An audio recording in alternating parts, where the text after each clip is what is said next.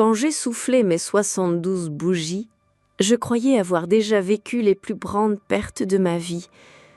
Mais je me trompais.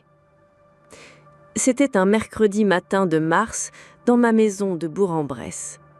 J'étais en train de préparer mon café dans la cuisine, la même cuisine où j'avais vu mon fils Rémi courir enfant, où j'avais bercé ses rêves d'avenir, parlé de ses études de médecine et de ses projets. Je connaissais cette cuisine par cœur. Elle sentait encore la confiture maison et le pain grillé du matin. Puis, le téléphone a sonné. Avant même de décrocher, j'ai su que quelque chose n'allait pas. Une douleur aiguë m'a traversé la poitrine. « Madame Delaunay, ici le commandant Marchand, de la gendarmerie. Je vous appelle au sujet de votre fils, Rémi. » Je me suis agrippée à la table. La suite n'a été qu'un flot de mots qui ne faisaient plus sens. Accident, collision, décédé sur le coup. Toutes mes certitudes se sont effondrées en un instant.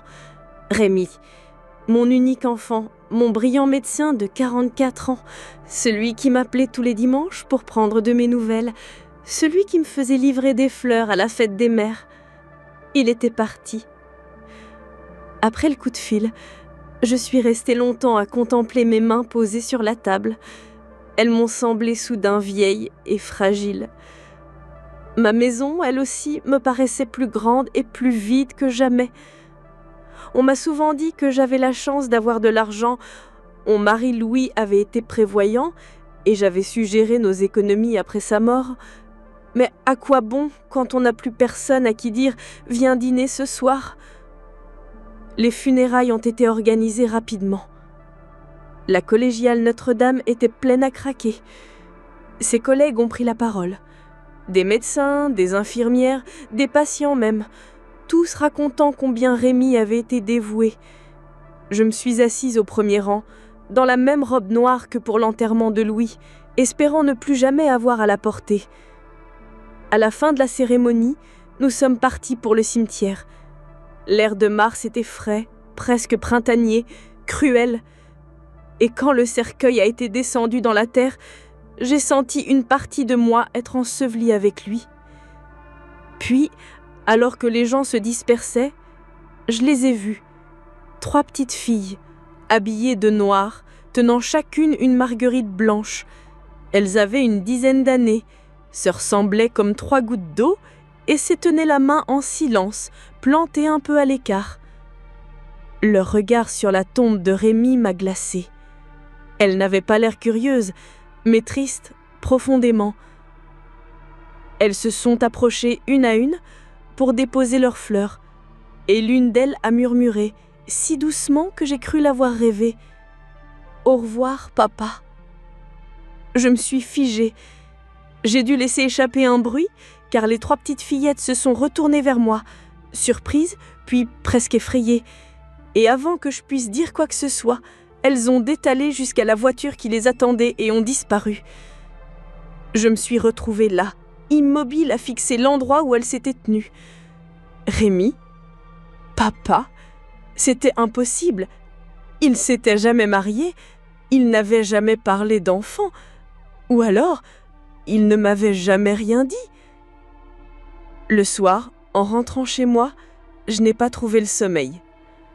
Chaque fois que je fermais les yeux, je revoyais ces petites, leurs yeux pleins de chagrin, leurs petites mains serrées. J'avais beau essayer de me convaincre que c'était la fatigue, la douleur qui me jouait des tours, je n'y arrivais pas. Alors, je me suis dit que le lendemain, je retournerais au cimetière et que je découvrirais la vérité coûte que coûte.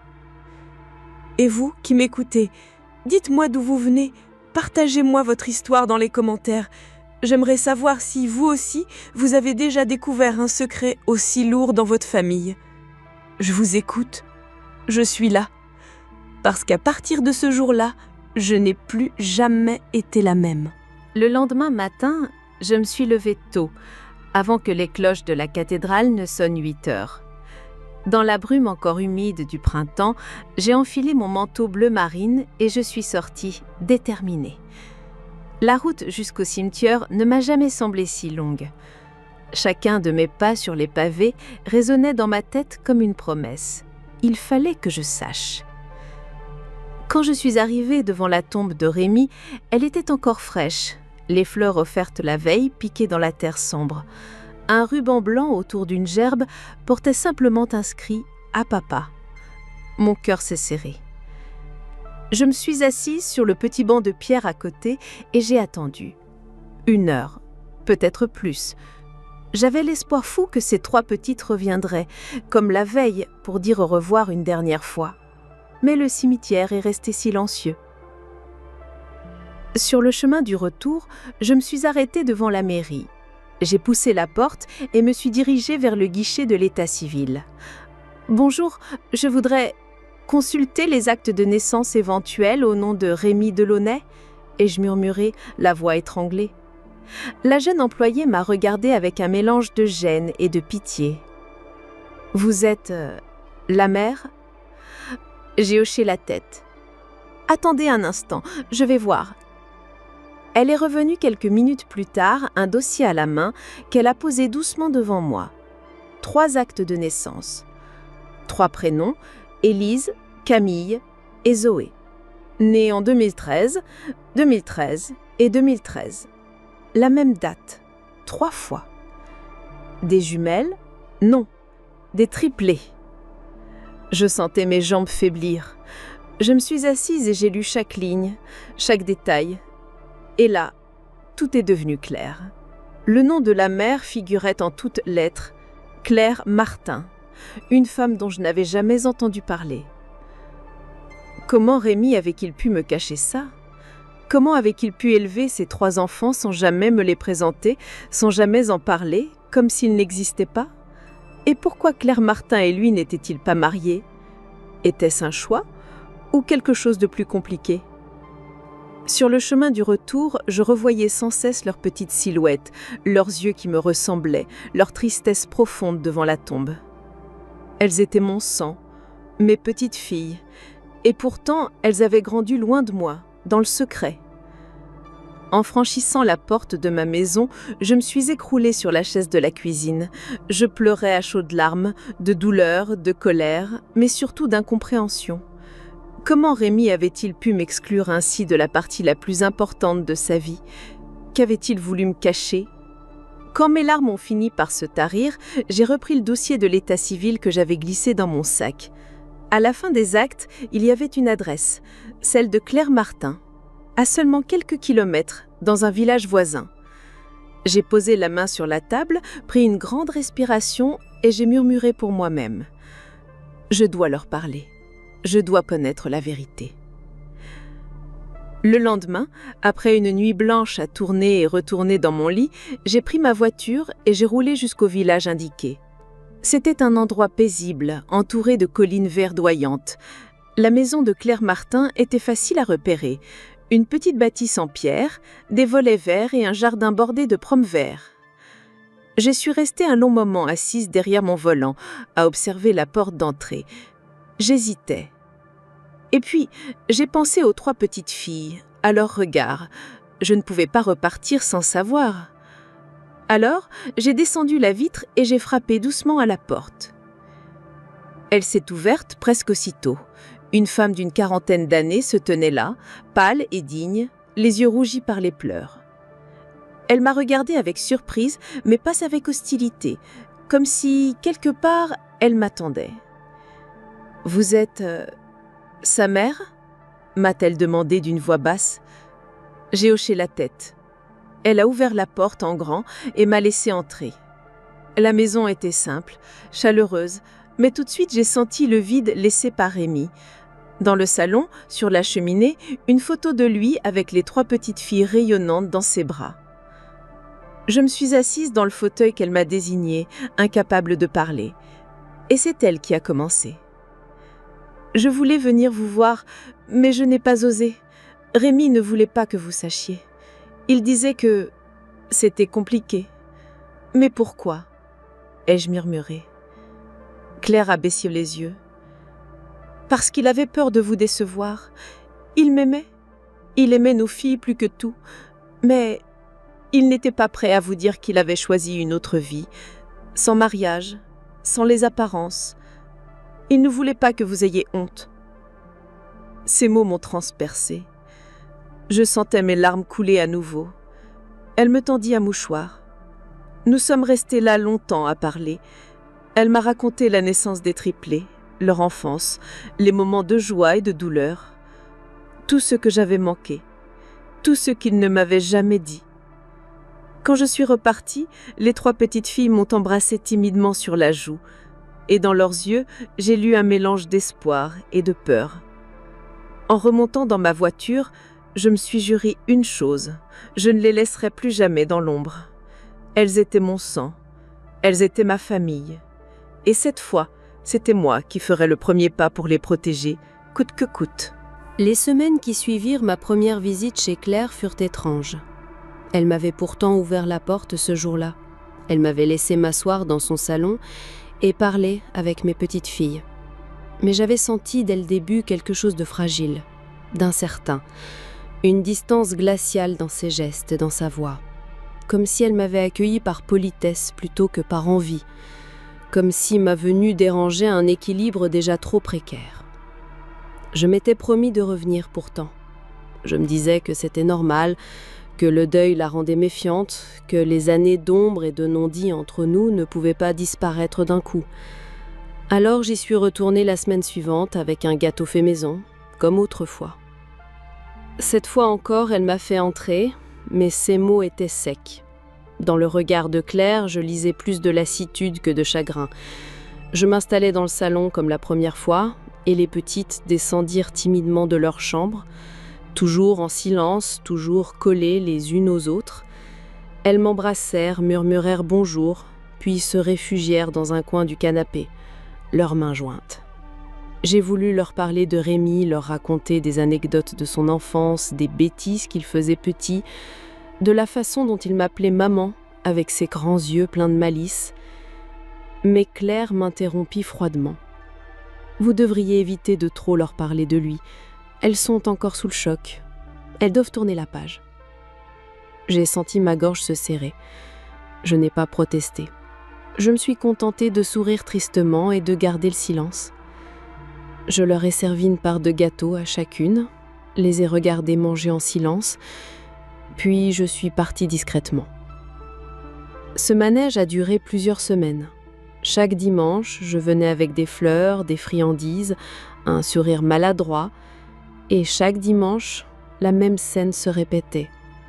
Claire me faisait entrer, polie mais froide. Les filles me regardaient timidement, mais sans oser venir se blottir contre moi. Et moi, je repartais, le cœur plus lourd à chaque fois. Je me demandais sans cesse si c'était moi qui avais raté quelque chose, si c'était ma faute, si Rémi avait gardé cette vie secrète, si j'avais été une mère trop sévère, trop exigeante, si j'avais mis la barre trop haut. Chaque soir, dans ma maison désormais si vide, je relisais les actes de naissance, regardais la photo de Rémi sur la cheminée et pleurais, doucement, seule. Un soir, en arrivant plus tôt que d'habitude, je suis tombée sur Claire dans la cuisine, au téléphone. Elle parlait vite, avec une pointe d'agacement dans la voix. « Non, je veux pas qu'elle vienne tout le temps, elle nous colle. Je sais qu'elle est la grand-mère, mais c'est moi la mère ici, et c'est déjà assez dur comme ça. » J'ai reculé lentement dans le couloir, glacée. Je suis restée plantée dans l'entrée, les mains tremblantes, incapable d'entrer. Quand elle l'a recroché et m'a aperçue, elle a fait un sourire gêné, comme si elle n'avait rien dit. Mais moi, j'avais entendu. Je suis repartie ce jour-là plus tôt que d'habitude. Je n'ai pas osé revenir la semaine suivante, ni celle d'après. Et à mesure que les jours passaient, la douleur de cette absence forcée se transformait en quelque chose d'autre, une colère sourde, une voix intérieure qui me disait que je ne méritais pas ce traitement, que j'avais le droit d'être là, que ces petites étaient aussi mes petites filles, mon sang. Je me suis remise à relire le carnet d'André, comme autrefois, à y consigner chaque parole, chaque regard de travers, chaque humiliation subtile, et à chaque page, ma main se faisait plus ferme. Je repensais à toutes ces années où j'avais accepté de m'effacer pour le bonheur des autres, pour Louis, pour Rémi, pour la paix dans la famille, et où cela m'avait mené à ce salon glacial où on me tolère par obligation. Non, ce n'était pas fini. Alors, dans le silence de ma cuisine, à la lumière froide d'une fin d'après-midi, j'ai pris une décision. Je suis allée chercher mon téléphone et d'une main tremblante mais déterminée, j'ai composé le numéro d'un avocat de Bourg-en-Bresse, recommandé par une voisine. Quand la secrétaire a décroché, j'ai pris une profonde inspiration et j'ai dit calmement « Bonjour, je suis Suzanne Delaunay, je souhaiterais prendre rendez-vous. J'ai besoin de connaître mes droits vis-à-vis de mes petites filles. » Et en recrochant, pour la première fois depuis des mois, j'ai senti la honte quitter mes épaules et la dignité revenir. Le jour de mon rendez-vous chez Maître Vanel, un avocat réputé de Bourg-en-Bresse, la pluie tombait à verse sur la place des Halles. J'ai remonté le col de mon manteau, serrant mon sac contre moi comme un talisman. Je me sentais encore un peu coupable d'en être arrivée là, mais je savais au fond de moi que je n'avais pas le choix. La secrétaire m'accueillit avec un sourire professionnel et m'invita à patienter. À travers la porte vitrée, je pouvais déjà apercevoir le bureau de l'avocat. Mur tapissé de livres, rideaux tirés, et derrière son bureau massif, un homme aux cheveux gris en train d'écrire. Quand il leva enfin les yeux vers moi, je compris que je n'avais plus besoin de me cacher. « Madame Delaunay, entrez, je vous en prie. » Je me suis assise face à lui et j'ai déposé sur la table les 3 actes de naissance, le carnet d'André et une photo des petites déposée là presque machinalement. Voilà, ce sont mes petites filles. Mais depuis la mort de mon fils, je sens bien qu'on veut m'écarter. Je ne sais pas si j'ai des droits, mais je refuse de disparaître de leur vie. Il m'écouta sans m'interrompre. Je lui racontai tout. Ma découverte des 3 enfants, mon premier contact avec Claire, la froideur des visites, la phrase terrible que je l'avais surprise à dire au téléphone. Quand il eut fini, il croisa les mains sur son bureau et me fixa d'un air grave mais bienveillant. « Vous avez tout à fait raison de venir me voir, madame. Vous n'êtes pas impuissante. En tant qu'ascendante directe, vous avez un droit légal de visite et d'hébergement sur vos petites filles. Et si leur mère refuse sans motif valable, le juge aux affaires familiales peut lui contraindre. » Ces mots résonnèrent en moi comme une délivrance. Je n'avais jamais osé y croire. Je crus voir dans un coin de son bureau le sourire d'André m'approuvant un silence. Nous avons discuté longuement des démarches. Il m'expliqua la procédure, les délais, les conditions. Je pris note de tout avec soin. Avant de repartir, il me glissa un conseil. Ne montrez rien pour l'instant. Continuez à lui rendre visite normalement. Ne la confrontez pas tout de suite. Nous allons d'abord déposer la requête. C'est elle qui sera convoquée ensuite. En attendant, gardez vos preuves. En rentrant chez moi, je sentis une nouvelle force m'habiter. Pour la première fois depuis des mois, j'avais l'impression d'agir, de reprendre la main sur ma propre vie. Les semaines suivantes, je suivis ses conseils à la lettre. Je continuais à venir chez Claire tous les dimanches, avec mon sourire et mes gâteaux. Mais cette fois, mes oreilles étaient grandes ouvertes.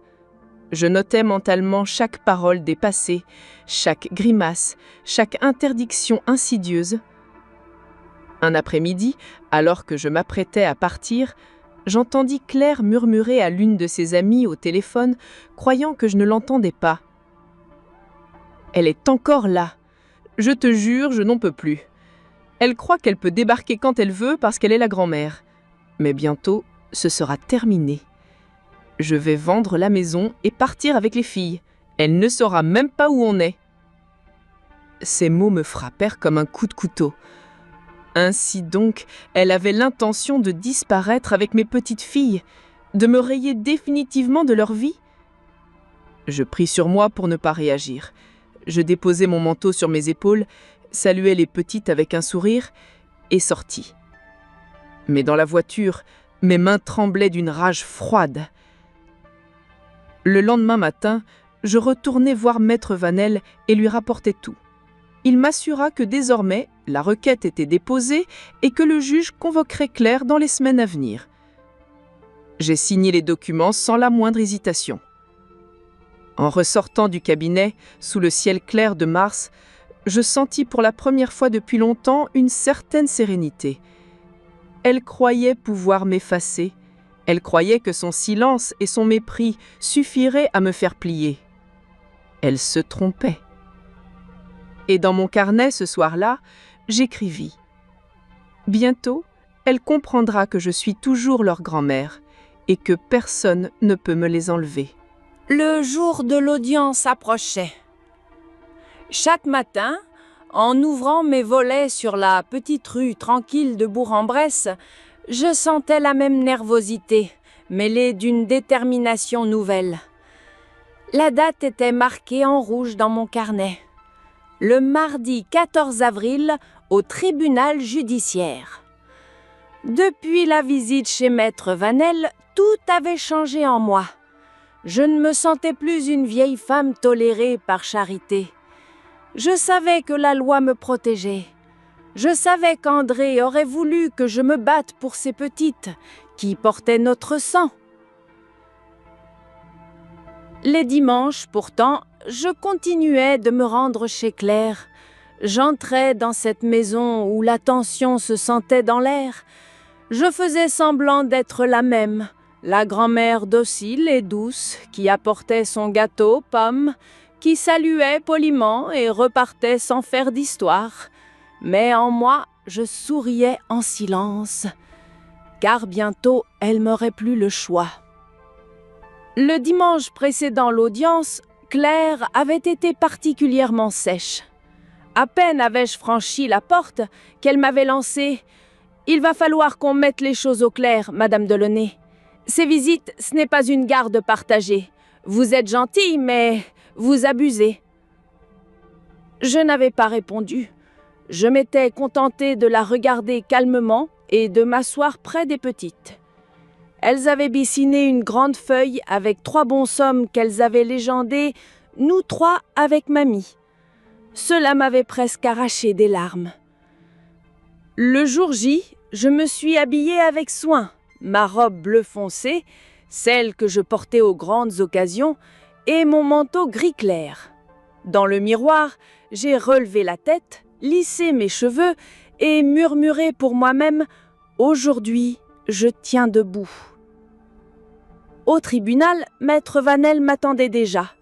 Dans la salle d'attente, il posa une main rassurante sur ma mienne. « Vous avez tout ce qu'il faut.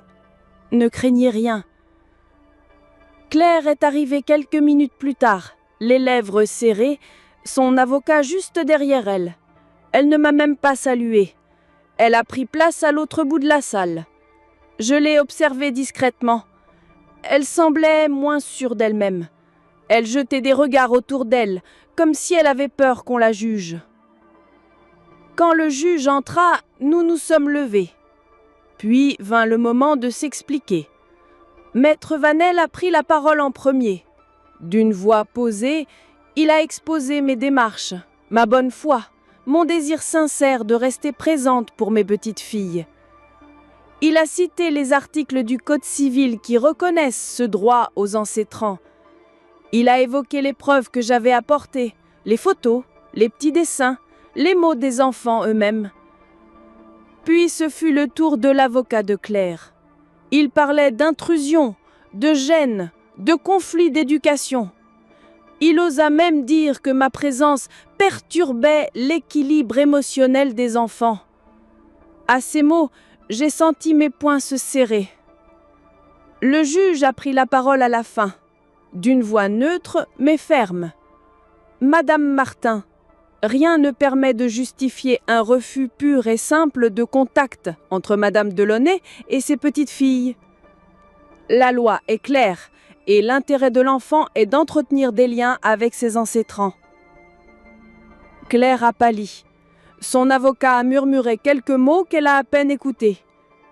Je me suis permis de tourner la tête vers elle. Nos regards se sont croisés et pour la première fois depuis des mois, c'est elle qui a baissé des yeux. Le jugement fut rendu le jour même. Un droit de visite régulier me serait accordé. Un week-end sur 2 et la moitié des vacances scolaires. Avec la possibilité d'héberger les petites chez moi à ma convenance, sous réserve d'un accord préalable. En sortant de la salle, j'ai senti une bouffée d'air frais me remplir les poumons. J'avais gagné, en silence, sans éclat. Sur le parvis, Maître Vanel m'a serré la main. « Vous pouvez être fier de vous. Vous vous êtes défendu avec dignité. » Je l'ai remercié, puis je suis rentrée chez moi. Le dimanche suivant, comme toujours, je me suis présentée chez Claire. Elle m'a ouvert avec un visage fermé, presque livide. Je n'ai rien dit. Je me suis dirigée vers les petites qui ont couru vers moi et m'ont serré dans les bras. « Mamie, tu viens avec nous ?» J'ai caressé leurs cheveux en souriant. « Oui, je viendrai. Et plus jamais personne ne m'empêcherait de les voir. »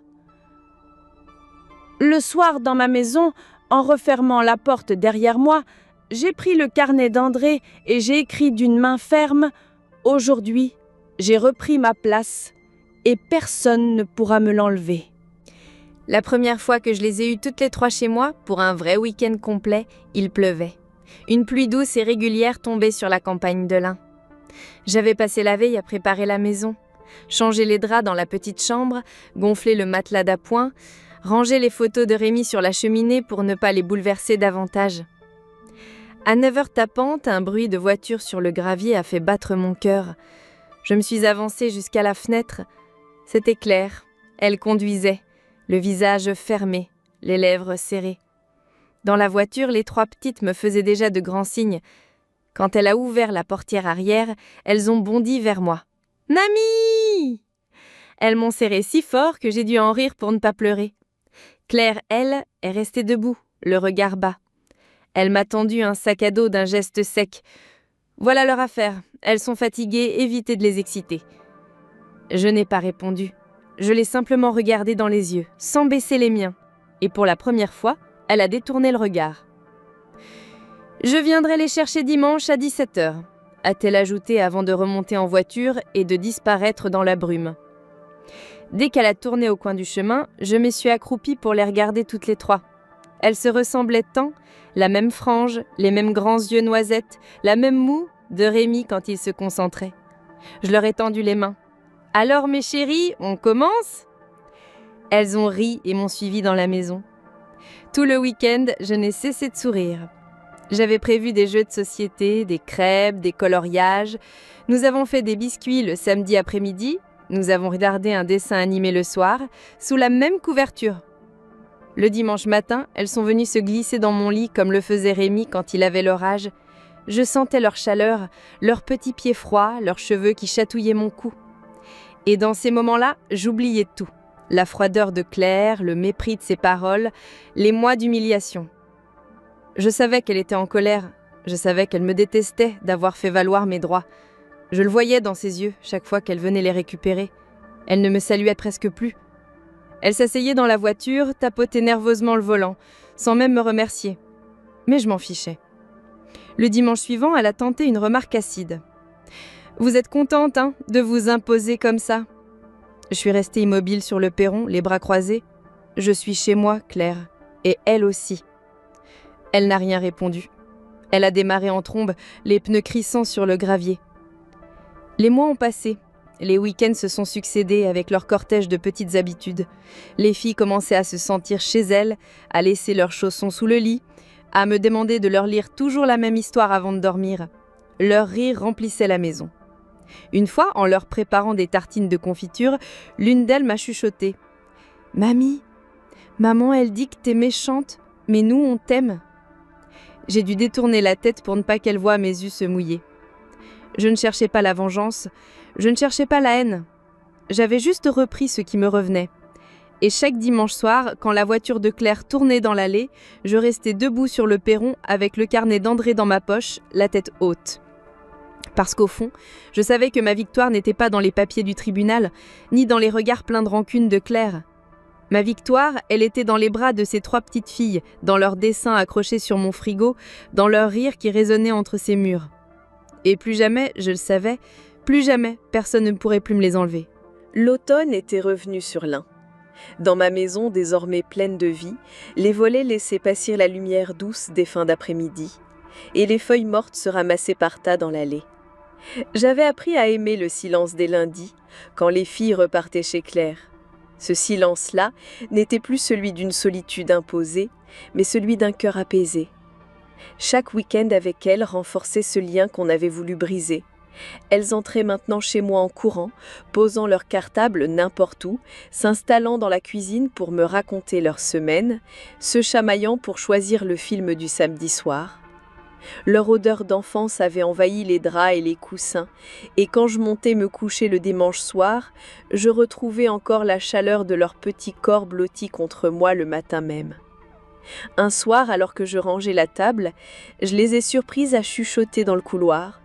Elles m'épiaient et murmuraient en riant « Tu crois qu'elle saura ?» Avant que je ne puisse leur demander de quoi il s'agissait, elles m'ont tendu une enveloppe blanche. À l'intérieur, un dessin maladroit avec 3 grandes lettres rouges. « On t'aime, mamie ». Je suis restée figée un instant, puis je les ai serrées dans mes bras, longtemps, sans pouvoir retenir mes larmes. Le dimanche suivant, quand Claire est venue les chercher, elle n'a presque rien dit. Elle s'est tenue sur le seuil, nerveuse, puis avant de se retourner vers sa voiture, elle a murmuré sans me regarder « Elles ont l'air heureuses ». Je n'ai pas répondu parce que je n'avais plus besoin de répondre. Le juge m'avait donné raison, la loi m'avait protégée, mais le plus important, c'est le cœur de ces 3 petites qui m'avaient choisi. Et les mois ont passé, et la rancune de Claire s'est atténuée. Elle ne souriait pas encore, mais son temps s'était adouci. Une fois, elle m'a même dit « Merci pour ce que vous faites pour elle ». Et moi, je lui ai juste rendu un regard calme. Dans mon carnet, ce soir-là, j'ai écrit une dernière phrase. « Elles savent. C'est tout ce qui compte. » Aujourd'hui, je me tiens debout sur le perron de ma maison. Dans l'air frais de novembre, je respire profondément. Je ferme les yeux et j'entends encore leur rire qui résonne dans le jardin. Et je pense à toutes celles qui, comme moi, se sont crues faibles, inutiles, transparentes. À toutes celles qui ont courbé la tête, qui ont avalé leur prièreté pour préserver la paix. À toutes celles qu'on a voulu effacer. Je veux leur dire « Relevez-vous, reprenez votre place. Personne n'a le droit de vous la prendre. Même si cela doit se faire dans le silence, même si cela prend du temps, car le silence peut être une forme de justice. Et moi, à 72 ans, je l'ai enfin comprise. Je descends les marches doucement, je vais ramasser les feuilles tombées dans l'allée. Je fredonne une chanson qu'André aimait. Et dans mon cœur, je souris, car cette fois, je n'ai plus peur. Cette fois, je sais que j'ai gagné.